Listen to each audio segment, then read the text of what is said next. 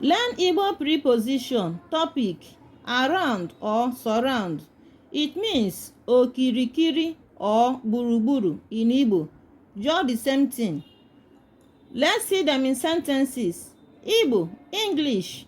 Number 1 sentence says, Ụdara bekee dị afere gburugburu. Ụdara bekee dị afere gburugburu.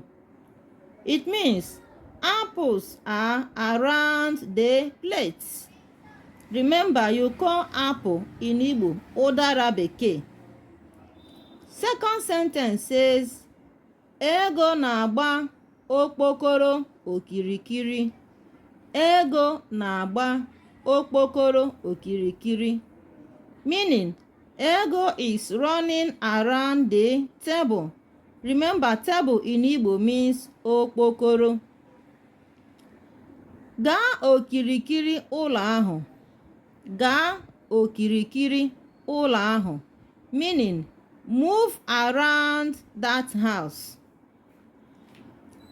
Another sentence says, Lee gburugburu ha. Lee gburugburu ha. Meaning, look at their surroundings. Another sentence says, Ugwu gbara ha okirikiri. Ugwu gbara ha okirikiri. Meaning, mountain surrounds them. Another one says, Gaa gburugburu. Gaa gburugburu. Meaning, go round. Go round. This is a kind of command. Gaa gburugburu. Meaning, go round. Like and share our videos. Subscribe to our channel. Follow us for more. Bye.